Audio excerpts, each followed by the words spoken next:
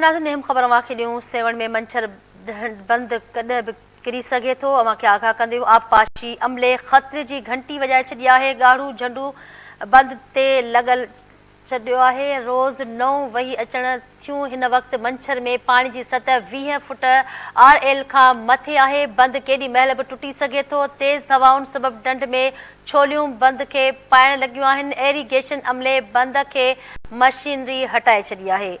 ख़बर अवांखे ॾियूं पिया। सेवण में मंछर बंद केॾी महिल बि टुटी सघे थो। आबपाशी अमले ख़तरे जी घंटी वॼाए छॾी आहे। ॻाढ़ो झंडो बंद ते लॻाए छॾियो आहे। रोज़ नेहियूं वही अचनि थियूं। हिन वक़्तु मंछर में पाणी जी सतह 20 फुट RL खां मथे आहे। बंद केॾी महिल बि टुटी सघे थो। ख़बर अवांखे ॾे रहिया आहियूं। तेज़ हवाउनि जे करे डंड में छोलियूं बंद खे पाइण लॻियूं आहिनि। एरीगेशन अमले बंद खां मशीनरी हटाए छॾी आहे।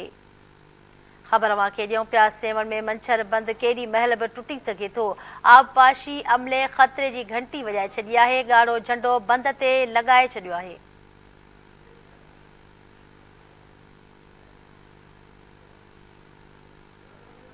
ख़बर अवांखे ॾे रहिया आहियूं। सेवण में मंछर बंद केॾी महिल बि टुटी सघे थो। आबपाशी अमले ख़तरे जी घंटी वॼाए छॾी आहे। ॻाढ़ो झंडो बंद ते लॻाए छॾियो आहे। रोज़ नेहियूं वही अचनि थियूं। हिन वक़्तु मंछर में पाणी जी सतह 20 फुट RL खां मथे आहे। ख़बर अवांखे ॾियूं पिया। तेज़ हवाउनि सबबि डंड ऐं छोलियूं बंद खे पाइण लॻियूं आहिनि। एरीगेशन अमले बंद खां मशीनरी हटाए छॾी आहे। ख़बर अवांखे ॾियूं पिया।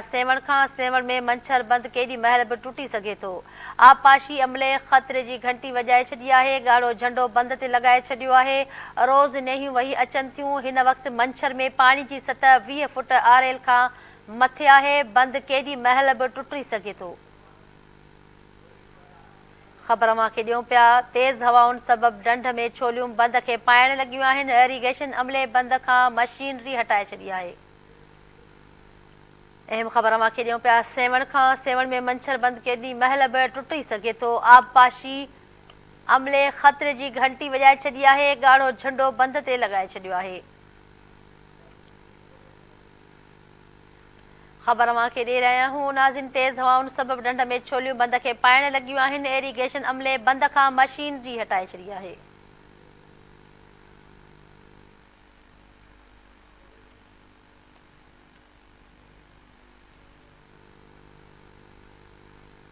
ख़बर अवांखे ॾेई रहिया आहियूं। सेवण में मंछर बंद केॾी महिल बि टुटी सघे थो। आबपाशी अमले ख़तरे जी घंटी वॼाए छॾी आहे। ॻाढ़ो झंडो बंद ते लॻाए छॾियो आहे। रोज़ नेहियूं वही अचनि थियूं। हिन वक़्तु मंछर में पाणी जी सतह 20 फुट RL खां मथे आहे। बंद केॾी महिल बि टुटी सघे थो।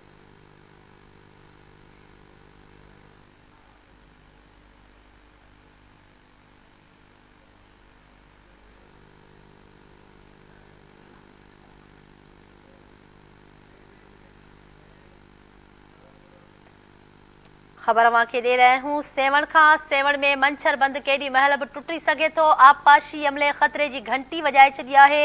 ॻाढ़ू झंडो बंद ते लॻायो वियो आहे। रोज़ नेहियूं वही अचनि थियूं। हिन वक़्तु मंछर में पाणी जी सतह 20 फुट RL खां मथे आहे। बंद केॾी महिल बि टुटी सघे थो।